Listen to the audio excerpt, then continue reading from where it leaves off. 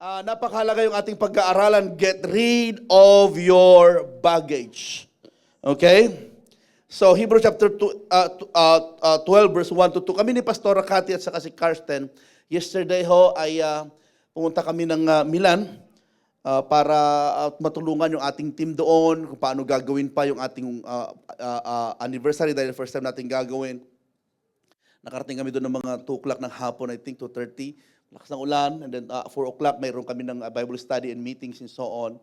And nakakatuwa, nag-reminish po kami yung ginagawa ng Lord, and then yung talagang ramdam mo yung bang hindi ka masumisigaw ng pasasalamat, pero yung may kasamang pagluha habang nagkukwento.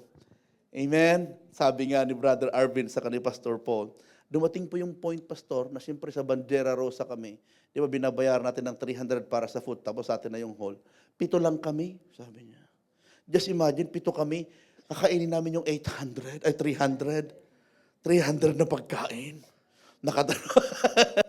So, yung mga ganong mga tapos, naglipat-lipat na sila ng mga restaurant, minsan sa summer, sa ilalim na ng puno, and so on. Talagang ginawa na. But then, kita mo naman, may bunga. Sinasabi ko ito kasi lahat karamihan ng mga live group, mga nakakapag-travel doon, nakaikot po tayo doon. Amen? Mayroon yung time na pinasabog yung gulong natin, yung puting ban na kumukuha ng kaluluwa, naalala niyo yan? Sinong kasama doon? Sila Ate Helen yata. Meron yung time na, alam niyo yun, na-stranded tayo dahil may bagyo. May mga bagay na gano'n. But thank God sa mga sacrifice na yon. Kagaya nga, minsan di natin nakikita, pero behind that, sinusubok tayo ng Lord. Tingnan niyo, may mga tao, family na nare-restore. Praise God. Kaya sabi nila, Pastor, pumunta lang kayo dito, kami bahala sa inyo. Sabi ng mga, alam niyo mga Batanggenyo, kasi kami ng mga Batanggenyo. Kami mga Batanggenyo, napakain ng bisita. Kahit di na kami nakain, kayo basta kayo mabusog. Sabi ko, ang tindi nyo But anyway, nakarating kami kanina, mga 5 o'clock na, 4:30, 5 o'clock, dito sa Safe and Sound, dito sa Geneva. And nakakatuwa. At pagdating namin, may Don't Watch. Testimony ngayon. Hallelujah, amen. Excited ako nung una. Testimony sa Ate Lisel. Wala na sumasagot. akala ko rin gising ako. Nakaupo ko sa pa. Sabi ni Pastora, huy! Wala na sumasagot sa But anyway, inamin ko na, alangan naman, sorry, nakatulog ako. Alam mo, alam kong mulat ako pero tulog na pala ako. Then nag-testimony, so on. And then nakakatuwa, dahil mga patutuo ay ginagamit ng Lord para tayo ma-encourage. Amen? Amen. So, kaya, yung mga inaantok dyan, nahiya naman ako sa inyo. Sabihin mo sa katabi, Okay. Basahin ko sa verse 1, kayo yung verse 2. Therefore, since we are surrounded by such a huge and crowd of witnesses to the life of faith, let us strip off every weight that slows us down, especially the sin that so easily trips us up, and let us run with endurance the race God has set before us. Kayo naman po yung verse 2. Mas malakas naman ho. 1, 2, 3, go.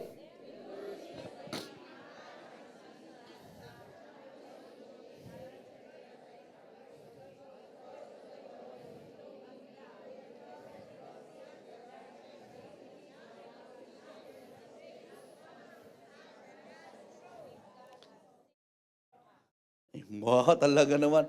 Praise the Lord. May the Lord bless His word this afternoon. Dito po, bilang Kristiyano, kahit matagal ka na, pastor ka man, leader ka man, tinanong kanina, 21 years ka na o 20 years ka ng Kristiyano, dumarating at dumarating yung time na mayroong kabigatan, mayroong burden kang nararanasan.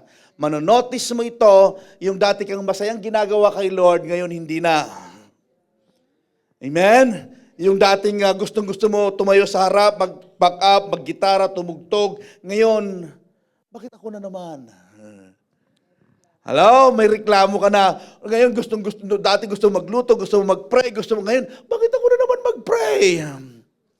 Hello? Dumarating yung time na even yung mga ginagawa natin kay God, kapag di natin nabantayan, magiging ano yan, maging burden natin yan. Hello? So, lahat tayo po dito sa ating pag-aaralan ngayong hapon ay kasama nating babaguhin ang ating pong sarili. Okay? Yung iba naman, naiba na yung kanilang joy. Dati kapag Sunday, excited na umatin ng church. Kapag Sunday, parang hinihila na ang paa. Okay? Maulan kaya? Ay, umuulan. Naku, wag na lang ako umattend. Bakit di ka attend, sister? Di ba sabi ng Biblia, we are salt and light. We are salt. Baka matunaw ako kapag napatakan ako ng... Pero salamat, hindi ka ganon. Pero kaya kailangan mo makinig dahil para sa katabi mo kasi, ano? Amen? Mga bakante na daw. Kaya talaga marunong umilag yung mga kaya. Sabi niya dito, throw off everything. Pagkasabi everything that hinders. So napakahalaga. Sabi niya dito, not everything that slows us, not everything that slows you down is sin. Sometimes it's weight. Hindi lahat ng mga nagpapabagal sa atin ay kasalanan. Minsan kabigatan. Hello? Sa mga mananakbo, sa mga runner, hindi lamang po yung mga disqualification dahil iba ang kanilang ginawa. Minsan nadi-disqualify tayo, di natin natatapos ang takbuhin sa literal, sa mga tumatakbo dito sa Switzerland dahil minsan sobra na tayong bigat. Nung last time ho, ay after 3 months or more or less 2 months, ay bumalik po ako ng gym. At pagpasok ko ng gym, ay siyempre, pumayat na ako, pumayat na. Ang una kong pinuntahan ay yung stair. Yung hindi gumagalaw, yung stair. Yung binilisan ko ng konti, talagang pinirsa ko yung sarili ko. Dumating yung punto na parang ako nanginginig na, hinahabol ko, hininga ko. Tapos nanlalamig na ako. Talagang yung BP ko doon sa stair na yon ay 168, something like that. Sabi ko, pero mababa naman. Ang ibig kong sabihin, minsan kapag mabigat ka na at dahil kahit dati mong ginagawa, pag matagal mo nang hindi ginagawa, dumarating yung time na hihingaling ka, kailangan mong sanayin ulit ang iyong sarili. Ngayon, matagal na tayo bilang Kristiyano. Matagal na tayo na nagpupuri, pumupunta sa church, pero minsan ginagawa natin ang pag-attend natin ng church na lang ay responsibilidad. So tignan natin ito, minsan ang ating paglilingkod sa Panginoon, minsan ay marami ng mga kabigatan. Sino dito nag-travel na papuntang Pilipinas at over baggage po kayo? Lagi, di po ba? Sabi ko, Lord, balik ta rin kaya ng batas ng Switzerland. Tao kaya ang gawin nilang 50 kilos lang o 40 kilos lang. Siguro lahat tayo payat. Sabi nila yung bagahe ninyo marami pero yung tao ay 50 kilos lang. Baka hindi ka na uwi, bagahe na lang pauwiin mo. Pero minsan kapag excited ka, anong gagawin? Ano na mangyayari kapag sobra-sobra po yung ating pong mga luggage? Binubuksan, nagbabawas, inaalis. Inaalis yung mga dapat, Bakit to? Dahil nga, mayroong batas. Hindi ibig sabihin, hindi kayang dalhin nung eroplano, kaya lang mayroong rules na dapat sundin. Amen? Ngayon naman, tama naman yung bagahe mo, tama naman lahat. Pero accidentally, nadala mo yung kutsilyo na ganito kahaba doon sa hand carry mo, accidentally. Okay? O kaya isang matalim na bagay, o kaya 100 ml, o more than 100 ml na liquid, o kaya pabango sa hand carry mo. Di ba anong gagawin? Bubuksan at itatapon. Minsan ho, ang luggage ho, ang kabigatan ho, hindi lamang po yung sobra, minsan ho, yung nakakapahamak sa iba. Amen? Kaya minsan hindi nangyayari, makinig kayo hindi nangyayari ang kalooban ng Diyos sa iyo, sa akin, ang paglilingkod natin ng mahusay dahil minsan mayroon tayong sing talim ng kutsilyo na karga-karga natin sa bahagi natin na pwede ikakapahamak ng iba. Matalim kang magsalita, matalim kang masakit kang ganito, mga bagay na ganoon. Kaya minsan di tayo makapag-travel, naaantala dahil mayroon tayong dala na nakakasugat sa iyo at sa iba. Tignan mo nga yung katabi mo, ganun yun, sabi mo sa kanya. Okay? Weight can be habits. Ito yung mga kabigatan, nagre-represent ng yung mga habits po natin, yung mga distractions, past relationship, past trauma, okay? Stress, regrets, guilt, discouragement, fears, or even success. Ang lahat ng mga ito, pwedeng ito yung mga kabigatan po natin. Yung mga bad habits po natin. Mga nakasandayang mga karakter, pag-uugali, o mga bisyo na hindi mo mabitaw-bitawan, that's bad habits. Amen? Hindi maganda ho, hindi tayo makakapagsulong, o hindi na tayo makakatawid sa another level ng pagsunod, ng maturity, kung mayroon kang habit ho na kung saan ay nakaka-apekto sa pagtakbo mo sa Panginoon. Ang pagbabasketball, ang sports, even ang school, ang lahat, even yung mga career po natin, maganda po yan. Pero kapag yan ang nauna na, kaysa sa Diyos, kaysa sa paglilingkod mo sa Panginoon, kaysa sa relasyon mo sa Diyos, kapatid, darating at darating yung time, babagal ka. Sasabihin ng life group leader tayo sa'yo, sister, naku, napaka-potential mo. Alam mo ko, mayroon kang inaalagaan na. Naku, pag ikaw nagturo, talaga may nababago yung iba. Pwede ba, sister, ikaw humawak ng life group natin ngayon? Ay, ate, hindi ako pwede. May part-time ako. Sayang yung pagkakataon. Okay?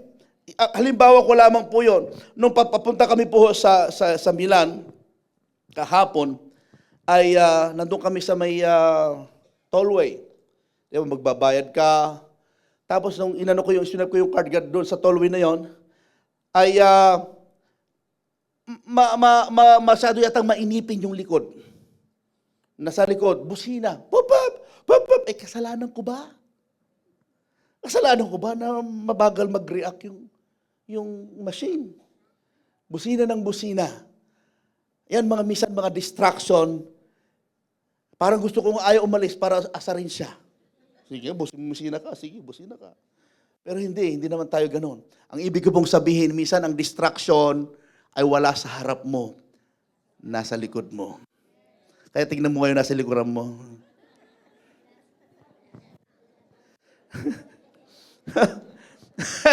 Di ba? Minsan wala sa harap mo, nasa likuran mo ang iyong mga nakaraan, ang iyong mga regrets, ang iyong mga past trauma, past relationship.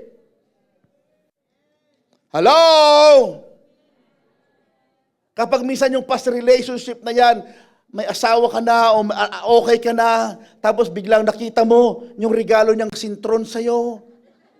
Nandiyan pa pala. Itapon mo na, sunugin mo na.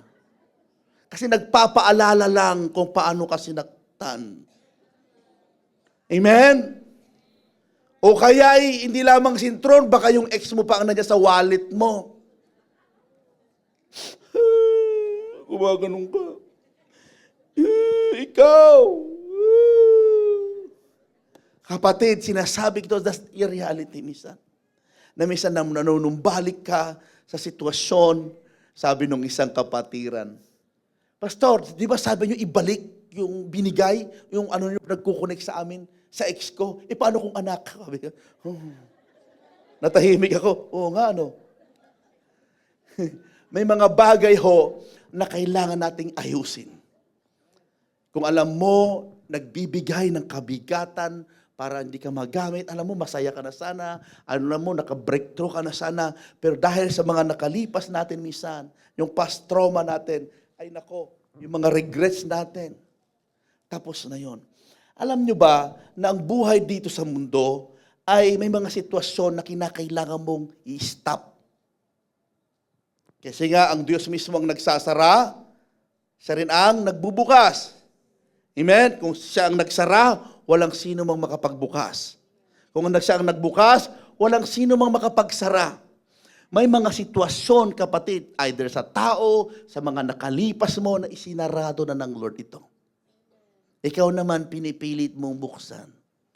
Pilit binubuksan ang sarado ko ng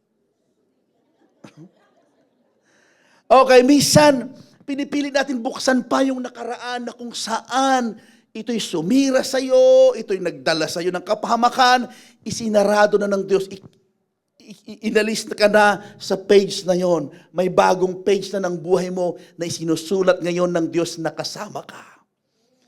Amen? Tapos na yon. Hello? Naunawa po ba natin? Kaya nga sabi nito, even good gift from the Lord can become idols. Totoo yan. Career, family, friends, and ministry at ano pa. Yung iba nga kilay lang. Yung iba buhok lang. Yung iba nga damit. Hindi makatin ng church, wala akong bagong damit. Galing naman. Bakit bagong laba lang po pwede na? Ano? Itong mga ganitong mga bagay, yung mga trabaho natin, blessing yan. Pag sabi blessing yan. Kaya lang may mga trabaho na karir mo na kung saan na instead maging blessing sa'yo, masyad mo nang minahal yung pagpapala, yung blessing kaysa yung blesser. Halimbawa, pagpapala, ibibless namin si Caleb, masyado nang na-focus niya sa ibinigay namin pagpapala kaysa nagbigay ng pagpapala. Minsan, ganyan ang mga Kristiyano. Pero ako tinitiyak ko sa inyo, mga nakikinig sa voice na to, hindi kayo yun. Kaya ka nakikinig ngayon, pinakikinggan mo yung preaching ni Pastor, inuulit ko kasi para sa katabi mo. Ano? Hello? Sinasabi ko ito kasi minsan, karir. Alam niyo po dito sa Switzerland, blessed tayo. Ang Diyos naman, pag titignan mo yung flow ng blessing ng Lord dito sa lupa, ay nasulat na sa Biblia. Si Moses ho, at ang mga Israelites, ang blessing nila supernatural nung una. Dumating supernatural na pagpapala nila na kung saan galing mismo sa kamay ng Diyos. Sa pamamagitan ng mana, sa pamamagitan ng pagbiyak, paghati ng dagat. That's a supernatural blessing mula sa kamay ng Diyos. Amen? At ito pa, mula sa kamay ng Diyos nung panahon ni Elijah, nung wala na siyang makain sa pamamagitan ng mga uwak mula sa kamay ng iba. Amen? May uwak na ginagamit ng Diyos para i-bless ka. Marami uwak, ano ba sa English ng uwak? May raven. Marahil yung employer mo parang raven yan. Ginagamit ng Diyos para i-provide yung pagkain mo, pangangailangan mo. Amen? Marahil ang government na ito, raven yan dahil nakasumads ka, nakaano ka, pinuprotect. Raven yan. Blessing yan. Pero alam mo ba, dumating yung time na in-stop lahat yun ng Diyos. Lalo ng panahon ni Moses. In-stop ng Diyos yung mana, yung pag-ulan ng mana, pag-ulan ng meat, ng pasamamagitan ng mga pugo. In-stop yun. Why? Kailangan itigil ng Diyos yun dahil papasok na sila sa promised land. Amen? Nung nasa promised land na nila sila, although they call it promised land, they start na nagtanim. Ang pagpapala naman yon na gagamitin ng Diyos, ang kamay naman ng gagamitin ng Diyos, ay kamay mo na. Hello?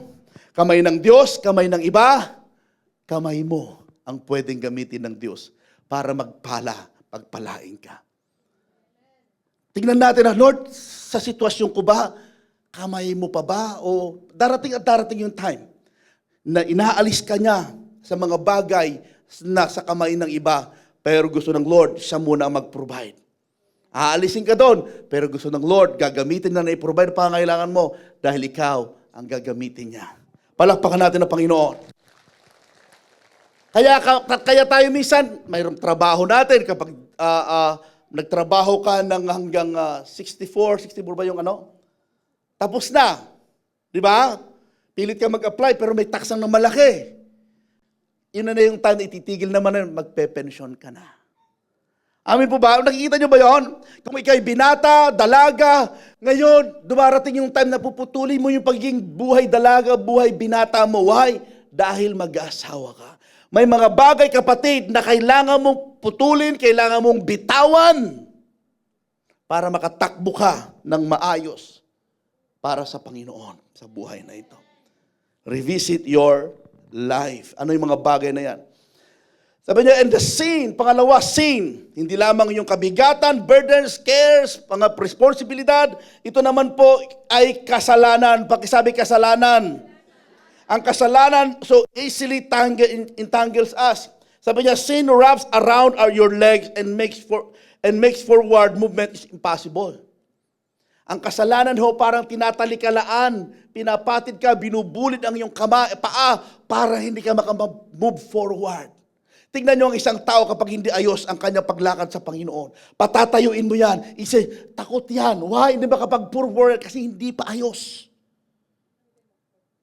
Hindi rin makapag-flow. Kung mag-flow man, kung ano yung daladala niya, dadaloy din. Noon naman, ibig sabihin, ang kasalanan ho, yan po ay instrumento ng enemy para hindi ka makasulong. Para hindi ka makamag-move forward. No? Ito hindi, lalong-lalo na sa mga kasalanang hindi nakikita. Okay, hidden sins sa mga itinatago natin. Hindi nakikita ng tao, pero kita ni Lord. Bitterness. Pag sabi bitterness, bitter tayo minsan. Nakita mo yung iba, umaayos ang buhay, ginagamit ng Lord, anda yung mga side comments.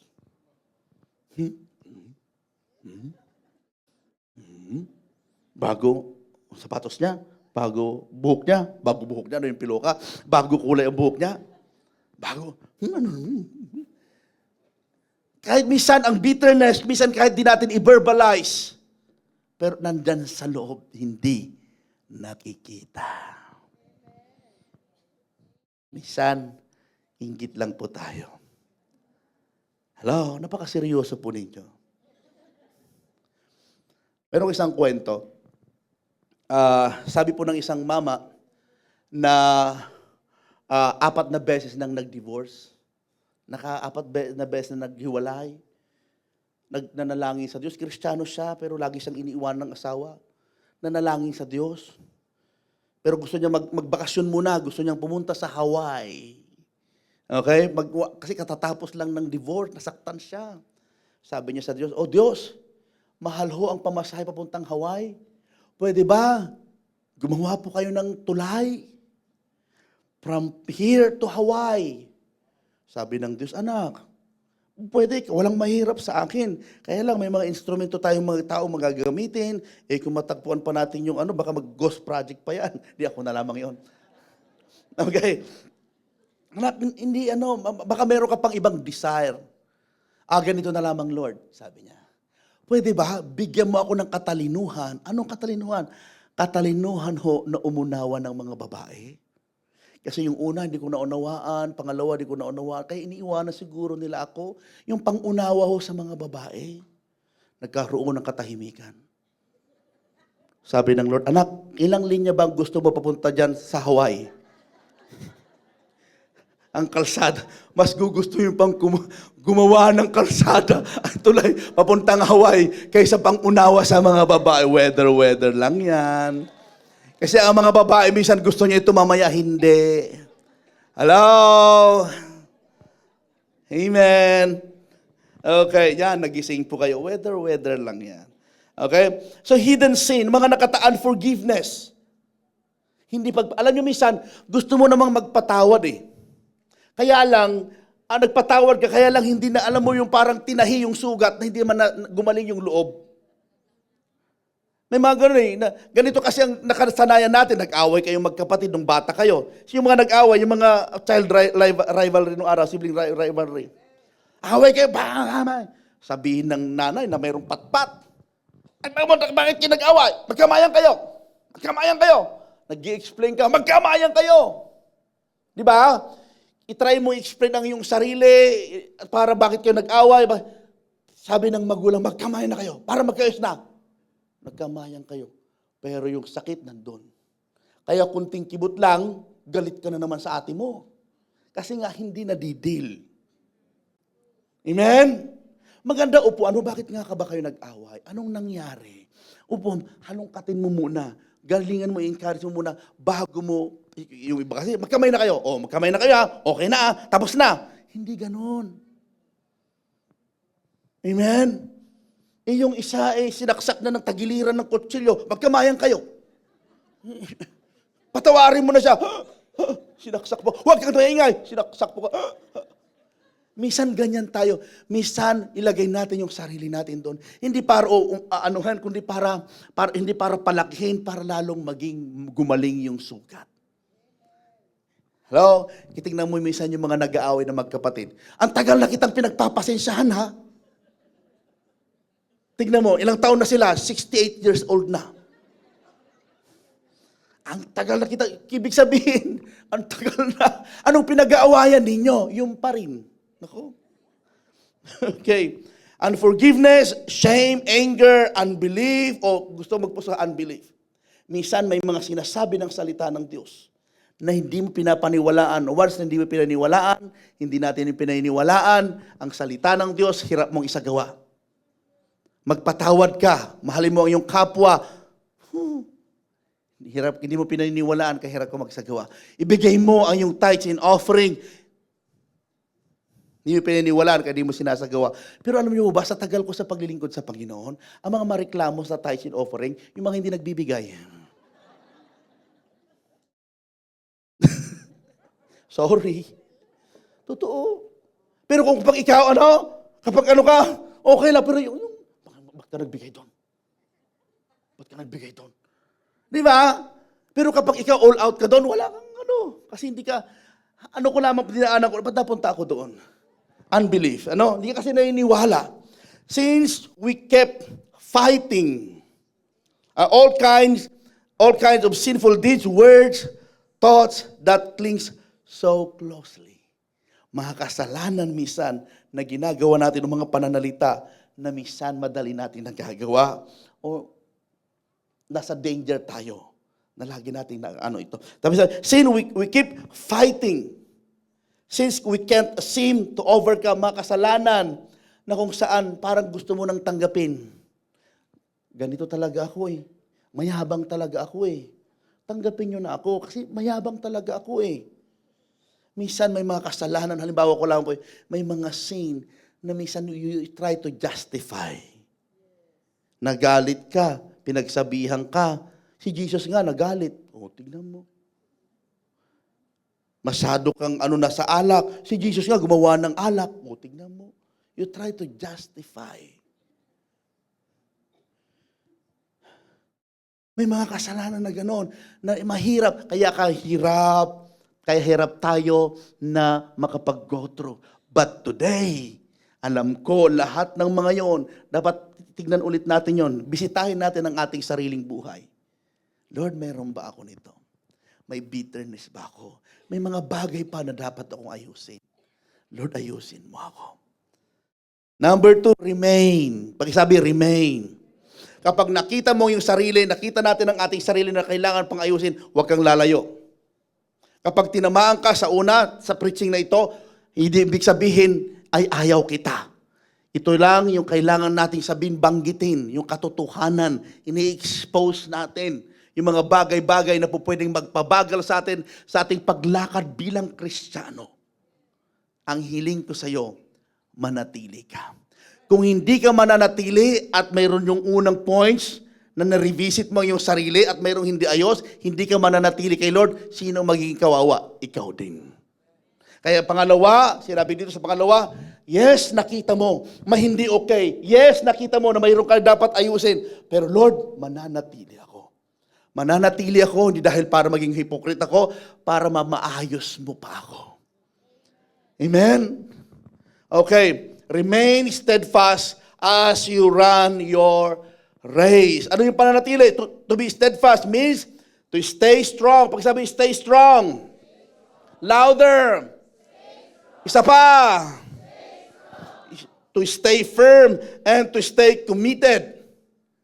Kailangan bago tumakbo ang isang manlalaro sa literal, kailangan healthy ka, strong ka, kailangan alamin mo, nakakayanan, manatili ka sa pace, sa takbuhin mo, sa inilagay ng takbuhin para sa iyo, no matter what comes.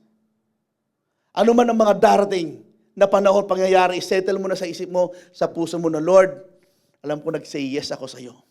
Marami akong narinig ng mga salita mo na kailangan kong ayusin. Pero God, sinesettle ko na sa isip ko, nire-resolve ko na sa isip ko, sa puso ko, Panginoon, ano man ang haharapin ko in the future, hindi ako lalayo, hindi ako tatalikod, kundi magpapatuloy ako hanggat binabago mo ako. Ganyan ang pagtakbo bilang Kristiyano. Hindi ho balat sibuyas. Amen? Bawal na ho, o iwas-iwasan na natin church, lalong-lalo sa mga life group. Kapag may mga bagay ho na, ay iwas-iwasan na natin ho, maging balat sibuyas. Ikaw naman, wag ka namang maging parang kutsilyo, balat sibuyas na nga. Kung magsalita ka. Saan galing? Pagpasensya nyo, ganito talaga ako. Hindi ganun. Si Pastora Cathy, I just share our testimony. Mag-asawa kami, bago-bago kami mag-asawa. May mga intense fellowship po kami. Away sana eh. Mas magandang pakinggan, intense fellowship. May mga kami, ganyan. Dumating yung time, sabi ko, alam mo, hindi kita naringgan na nag-sorry. Alam niyo yun. Tumahimik siya. Sa bawat pag-aaway, hindi kita naringgan na nag-sorry. Kasi nga, minsan yung isang sorry lang, tapos na eh. Kapatid, tayong lahat, hindi kailangan nating ilaban ang mga bagay-bagay. Ipilit ang mga bagay, kahit ikaw ay may tama. Tama yung sinasabi mo. Sorry po. Kahit ikaw na ang pabor sa'yo lahat, pero hindi mo kailangan ipilit kasi wala sa pangunawa. Kailangan mo i-call yung attention na itong gagawin natin. Dito tayo mag-meet yung word na sorry. Sino dito madaling mag-sorry? Aminan tayo, sino dito mahirap mag-sorry? Yung nagsabi ng amen, siya rin nagsabi ng amen kanina. Sabi, depende pastor, depende. Kasi minsan, tapos na sana eh. Hello? Kapatid, kailangan natin yung mga salita natin ay pinuhin po natin. Lalong-lalo na kapag tayo ho ay nakikipag-usap one-on-one. Yes, iba't ibang may Bisaya, ako si Pastor Ilocano, matigas, Batanggenyo, pero minsan kailangan natin ayusin paano tayo makipag-connect, makipag-communicate sa ating kapwa. Remain steadfast as you run your race. We are all in a race, not of competition, but of completion. Hindi tayo nagpapaligsahan ha. May kanya-kanya tayong takbuhin. Na kung ikaw ang tatakbo sa tinatakbo ko, hindi mo kaya. Marahil hindi mo kaya. Ako din sa iyo. Pero lahat ng mga takbuhin na yon, ikaw lang po pwede dyan. According sa level ng iyong pagtakbo sa Panginoon. It's personal race. Pakisabi, personal race. Kaya hindi mo pwedeng tumakbo si pastor, si nanay, si tatay, si leader para sa iyo. Ibig sabihin, pag sinabing personal race, ikaw ang mag-adjust sa sarili mo. Amen? Halimbawa, kanya-kanyang takbuhin. Ito, takbuhin ko. Dito, inadikit ka dito. Ikaw ang mag-adjust. I-adjust mo sarili mo. Huwag mong hayaan na sila lagi ang nag-a-adjust sa'yo. Ang mahirap dito, halimbawa, kung lagi na lang kayo nag-a-adjust kay pastor. Lagi ko na pinagpapasensyahan si pastor eh. Ganyan talaga ugali ng pastor na yan. Ang hirap kaya yung... Pinagpapasensyahan niyo ba si pastor? Pastor, malapit na. Tignan natin na, Lord, baka may kasabihan ganito. Kapag si Juan, kaaway niya si Pedro, tapos si Juan, kaaway niya si Berto, si Juan, kaaway niya si Petra, si Juan, kaaway niya si Cordapio, si Policarpio, ang problema ay Amen? Ganun yan, Lord, baka i-check ko nga ang sarili ko. Lord, baka umiiwas sila sa akin kasi baka ako may mali. It's okay. Maganda na makita natin na baka mayroong mali na dapat pang iayos. Baka kasi mayroong ibang mga hindi nakakatakbo dahil sa atin. Just imagine, tumatakbo ka, may takbo tapos may pumapatid-patid sa'yo. Kasi kaya lang, sabi niya dito, God has designed a specific path for each believer. Sino yung mga believer? May takbuhin ka, sabihin mo sa kanya. Ang tanong, nag-go ka na ba? Nag-go ka na ba? Di ba, nanonood tayo minsan ng marathon. Nakagano na yung pistol. Yung mga tao, nandun sila, Connie, sino yung mga tumatakbo dito? Queenie, si Ate Shirley, si Ate Cathy. Naka-ano talaga, number 55, number 56, handang-handa. Sila Sweet, yan, handang-handang tumakbo. Halimbawa, bang! Ikaw naman, handang-handa ka na, pero di ka pa rin tumatakbo. Maraming ganong Kristiyano. Ready? Get set, go!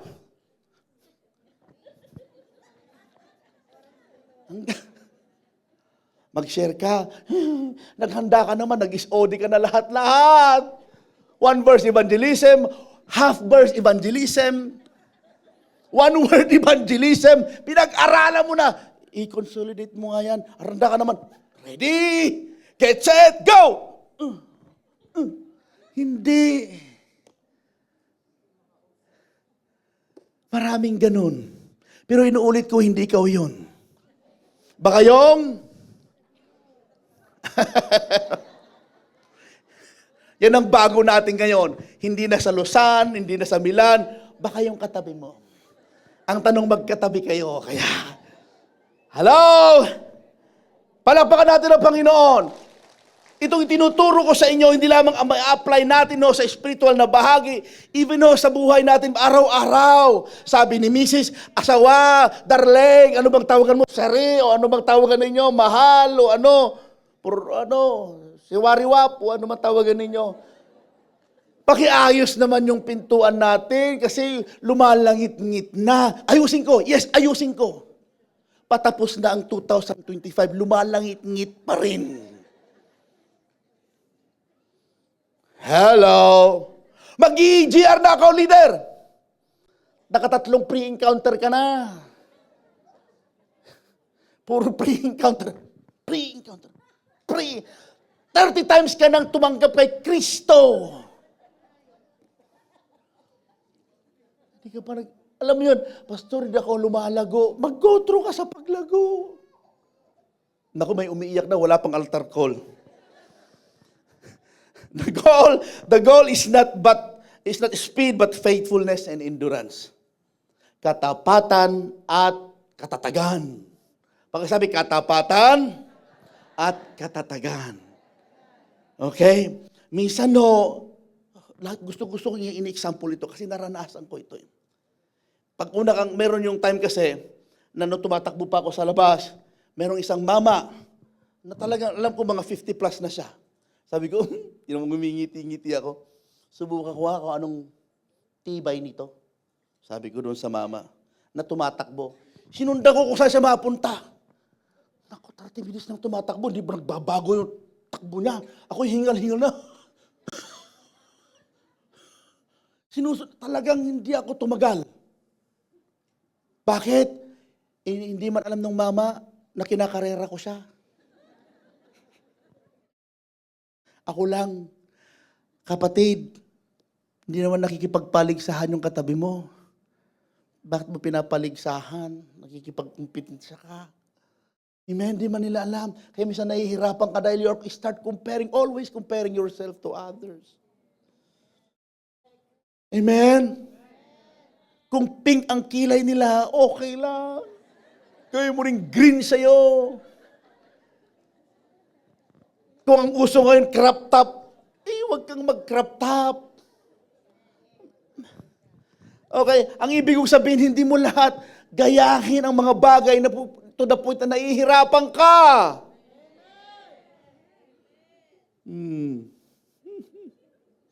Naku po, ayan. Sabi niya, it's long-term effort, not a quick win. Kasi minsan, lalong-lalo na dito sa takbuhan na ganyan, gumanon yung mga marathon, tumatakbo sila. Sa umpisa, nagingitian pa sila. Okay pa Mabango pa sila dahil di pa pinapawisan. dumating na sa tumatagal na, lalong-lalo pag 10 kilometers ang tatakbuhin mo, nandun ka na sa 8 kilometers. Tagaktak na ang pawis mo, amoy mo na ang sarili mo.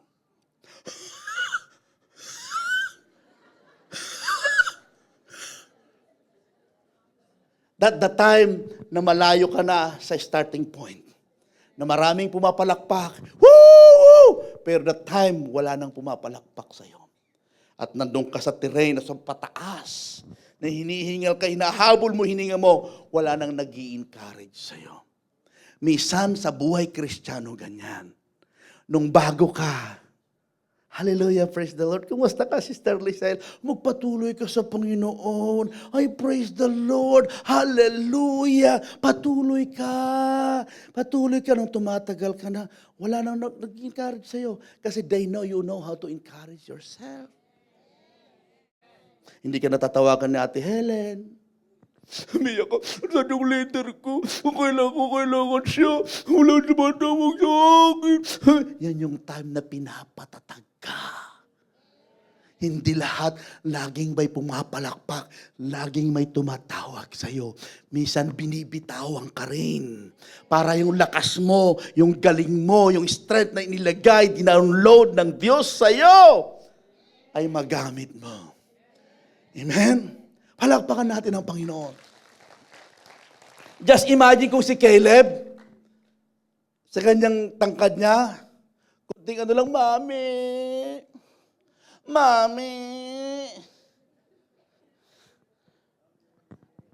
may clothes, Mami. Hindi siya lalago. At kung ganun ang kaugali niya, hindi ko pag-aasawahin. Hindi ko papayag na mag-asawa siya kahit 70 years old siya. Kasi kawawa ang mapapangasawa niya.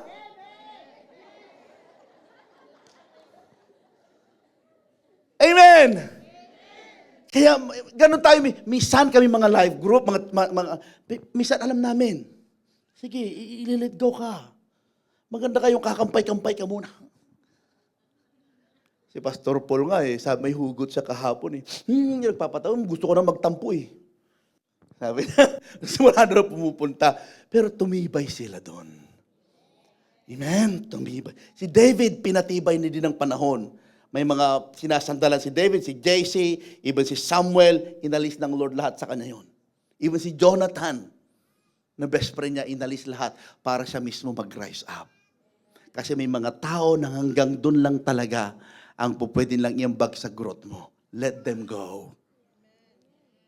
Amen? Alam nga naman, mamamatay na ako, sabi ni Samuel. Huwag ka mamamatay! Hindi, sabi ni David, hindi. Talagang may nga sitwasyon. Okay? Let us run with perseverance the race marked out for us. Okay? Dito po sa cloud of witnesses, naku, bilis ng oras. It's long-term effort and not quick win. The cloud of witnesses reminds us that the others have run well, we can do. Ito yung mga cloud of witnesses, ibig sabihin ito yung mga nauna na sa atin. Sila Paul, sila Peter, yung mga sumulat ng Biblia. Tumakbo sila and they finish well. Ngayon tayo naman. Minsan gusto nating tapusin na, nag-uumpisa ka pa lamang, naka-ready get set ka pa lamang, gusto mo nang tapusin ang laban. Wag. Amen, wag. Kaya ang buhay po natin, kaya minsan sino nagbabasa ng Biblia? Nababasa nyo ba yung Book of Ruth? Ang Book of Obadiah? Yung mga familiar na, minsan basahin po natin yon talaga. Kasi halimbawa, kinuha na tayo ng Lord. Biglang kinamayang ka, hey! Are you the pastor of Geneva Christian Center? Siyempre si Obadiah, kilala tayo, no? Yes, I am. Did you read my book? Where? I'm Obadiah. Ha? Nakakaya. Biglang tatanungin sa'yo ni Peter, pinasa mo ba yung 1 Peter na sulat ko? Ano yun? Naku. Pero ako lang naman yun, okay? Number 3, remain steadfast as you run your race. Therefore, pakibasa ho, 1 Corinthians 15:58, 1, 2, 3, go.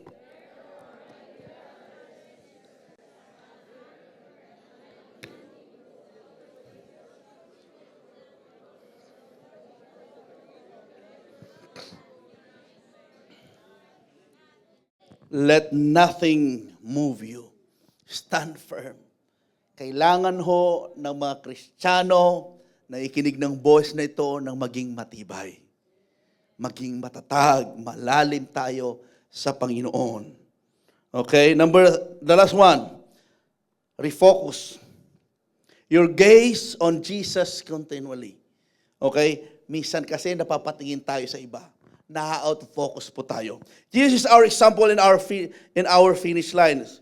Ulitin ko, Jesus is our example and our finish line. Ibig sabihin, habang tumatakbo ka, hindi hulugar ang finish line mo. Kay Jesus ang finish line mo. Hanggat hindi nakikita, lalabas yung karakter na Jesus sa'yo, tuloy lang ang takbo. Amen? He ran his race perfectly, enduring the cross because of the joy waiting beyond it. When we keep our eyes on Him, we find strength to keep running, even when the road is tough. May mga sitwasyon na kailangan, na ayaw mo na. May mga sitwasyon na minsan ay gusto mo na mag-give up, pero I pray sa oras na ito, na hindi yung panahon na ito ang mag-give up ka. Hindi ito yung panahon na kung saan ay babalikan mo yung dating ikaw. Tignan mo ang sarili mo. Malayo na ang narating mo. May mga bagay na kung saan ay isinuko mo. You know what? Kagabi ho, while driving, papunta ho dito, madaling araw na tulog sila, ganito, napadaan ako dito sa Luzon. Kami sa Luzon, pabalik na dito. And then, siyempre, ang conviction ng Banal na Spirit, pray. Nagpipray ko ang Luzon. And then, you know what? Of course, I'm praying for you also. Bawat tumatakbo, nakafix yung takbo kong ganyan, hindi ko man kilala ang mga names, memorize ang mga names. Yung iba memorize ko. Pero marami mga faces na nagfa-flash. Minsan ganun ako pa nagpipray. Hindi ko memorize lahat ang yung mga pangalan. Pero habang nakapikit ako, ang mga mukha ninyo ang nakikita ko. Na Lord, ito pagpakabait na itong taong ito, Panginoon. Habang nagpipray, and then bawat mukha, alam mo yon, bawat mukha mayroong kwento. May mga patutuo kung paano binago ng Lord. Ganon din ho dito. Pag pinagpipray ko po kayo, karamihan sa inyo, alam ko ang pinagdaanan nyo before at sino kayo ngayon. And while praying, lubos-lubos ang aking pasasalamat dahil tumatakbo pa rin kayo ng may katatagan, katapatan sa Panginoon, nagpapatuloy sa Diyos. Why? Dahil totoo ang tinanggap nyong kaligtasan mula sa Diyos. Yung buhay na kung saan, bawat face, Lord, ang daming pinagdaanan tong taong to, ang daming pinagdaanan ni sister na ganito. Panginoon, yung buhay niya dati ganito, pero tignan ko, Panginoon, nagpapatuloy pa rin siya. Ngayon, ang dami ng binago mo. Ngayon, ginagamit mo na siya. Lord, I speak blessing to this person. O God, pagpalain mo. Minsan, kailangan natin tignan yung mga transformation ng iba. Hindi yung mga hindi pa na-transform sa kanila, yung mga nabago sa kanila para makita mo rin ang sarili na ma-encourage ka rin sa ginagawa ng Lord sa iba. Kanina, puro iba. Sa katabi mo, tignan mo, dami ng pagbabago yan.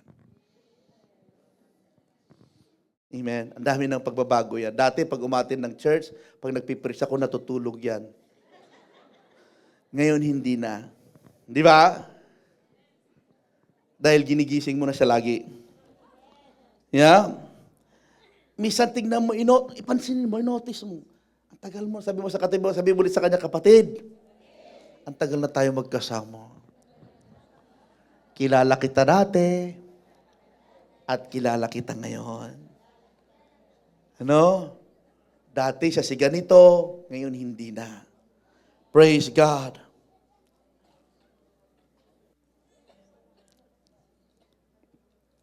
Sabi niya sa 24 ng 1 Corinthians ng 9, don't you realize, sige tumayo po tayo lahat. Don't you realize that in the race, everyone runs, but only one person gets the prize. So run to win. Sabi ito, run to win. Huwag ka lang tatakbo na wala namang kapakinabangan. Tumakbo ka dahil alam mo, bawat hakbang mo, bawat pag-usad mo, may kapakinabangan sa iyo, sa kalawalhatian ng Diyos at sa paligid mo. Ang dami ng mga nabago sa atin. Ang dami ng na-transform, inalis sa atin. Sabi ko nga, God, salamat na pinapatunayan mo na hanggang ngayon. Tumatawag ka pa rin ng mga babae at lalaki. Naglilingkod, nagmamahal sa iyo. Amen? At nagmamahal sa church mo. All athletes, sabi niya sa 25, are disciplined in their training. They do it to win the prize that will fade away, but we do it for eternal prize. Think about the things of heaven, not on things on earth. Tayo ho, napakahalaga na makita natin ang ating sarili. Na Lord, ang dami kong mga burden. Pag i-revisit ko, Panginoon, ang aking buhay, ang dami ng mga kasalanan, habits, na inayos mo. Inalis mo, Lord. Lord, salamat na natili ako sa iyo, nag-remain ako sa iyo. Dahil kung hindi ako nag-remain sa iyo, hindi ko nakikita ngayon. Itong nakikita ko, nararanasan para sa iyo. At Lord, patawarin mo ako kung minsan na out of focus ako. Nabisi ako sa mga bagay-bagay. Pero God, tulungan mo ako na mag-focus sa iyo. Amen. That's the word for the Lord today, this afternoon. And I pray na maging consistent po tayo. Stay steady in prayer, worship, and word. Make Jesus your finish line. Keep your eyes on Him, not the crowd or the challenges. Sa oras na to, walang ibang itataas, kundi siya lamang. Hallelujah, God. Can we sing the word is your name?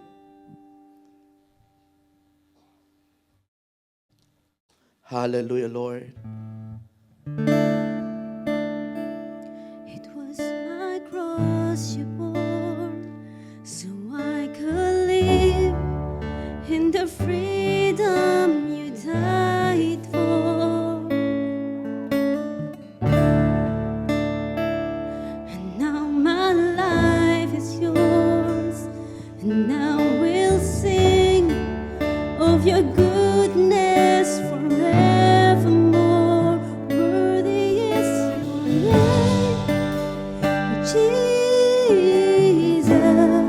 Walang ibang mapasalamatan, kundi siya lamang. Worthy Yung is ating your pinag-aralan, lahat karamihan nito, nararanasan natin at naranasan natin.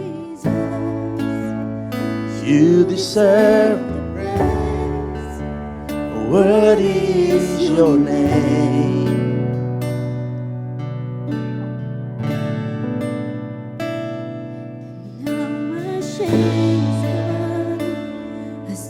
It's okay that only the keyboard and then our voices will make it approach to worship, intimate worship. Your grace goes on, and I will sing of your goodness forevermore. Worthy is Your name, Jesus. You deserve the praise. Pwede bang taasan mo ang kamay ang Panginoon? While you lift up your hands, Worthy is your name, ibinabalik mo lang ang papuri. Jesus. Lord, ang pamilya ko, situation ko, blessing mula sa iyo. Worthy is your name. Nangyayari ito dahil sa iyo. Worthy is your name. Oh God, Lord, yakapin mo ang iyong mga anak. Yung iba dito napapagod sa pagtakbo. Yung iba dito, Panginoon, na out of focus. Salamat sa pagpapaalala mo. At the same time, Lord, salamat hindi kami nag-give up. Salamat nag-remain kami sa iyo.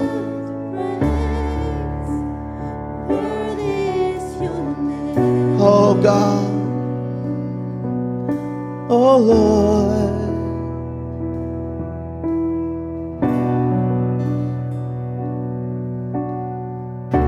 Be exalted. exalted now in the heavens. As your glory fills this place, you alone deserve our praise. You're the name above all Oh God, names. be exalted now in the heaven.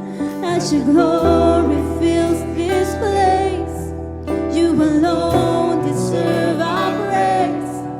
You're the name above all names. Be exalted now in the heavens as your glory fills this place. You alone deserve our praise.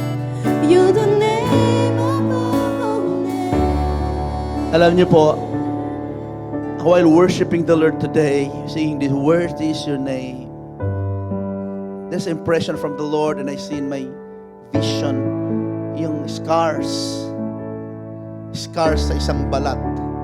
Mayroon kang scars. Pero take note, that's only a scars. Either scars siya ng nakaraan natin,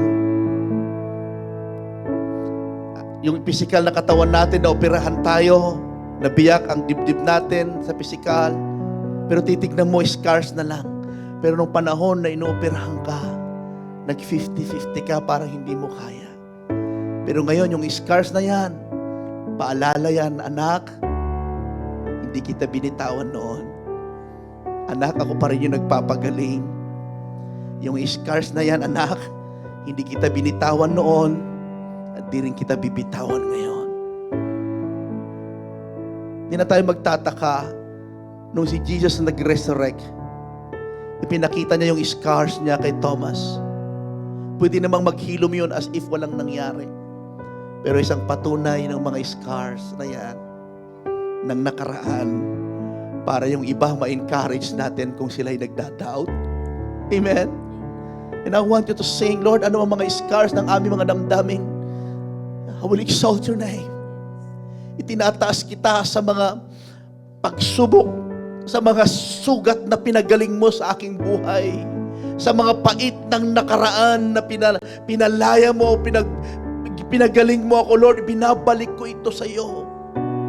Come on, sing that song, Be Exalted.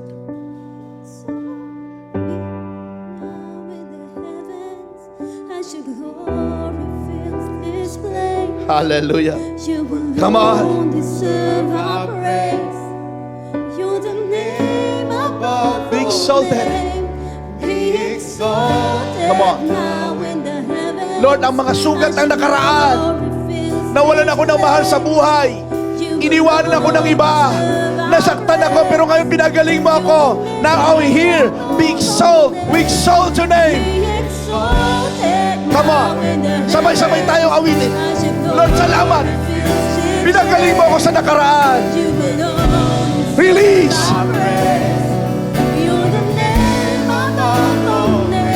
And be exalted now in the heavens as the glory fills this place. You alone deserve our praise. You're the name above all. Be exalted. Be exalted. Lord, you alone to be praised. Hallelujah.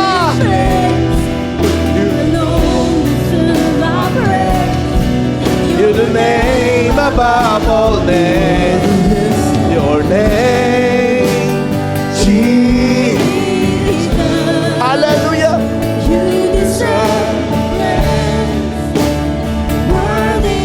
Worthy, worthy, worthy. Worthy is your name, Jesus.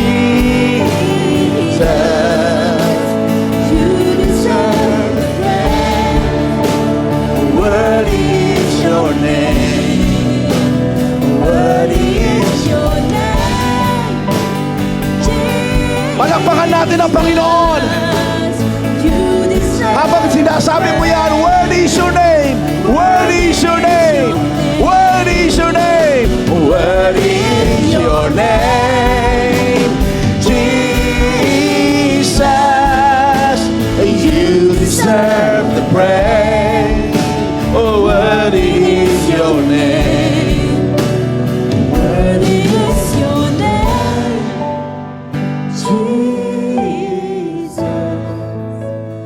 you deserve the praise. Worthy is your Worthy, worthy, worthy. Worthy is your name, Jesus. You deserve the praise. Hallelujah. Palakpakan natin ang Panginoon. Amen. Bilang church, bilang Kristiyano, mapapastor, or sino man, hindi tayo ligtas ho sa mga sitwasyon na tayo ay nasasaktan. Pero sa totoo lang, sa sitwasyon na yan, the same God pa din na tumulong sa atin noon, nagpagaling sa atin noon, siya pa rin yung the same God na nagpapagaling ngayon. Amen? The same God na nagpalaya sa iyo noon, siya pa rin yung the same God na magpapalaya, magliligtas sa mahal mo sa buhay.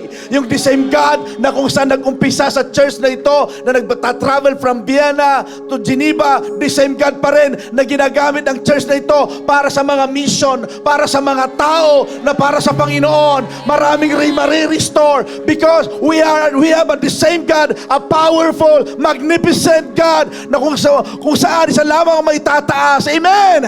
Amen! Hallelujah!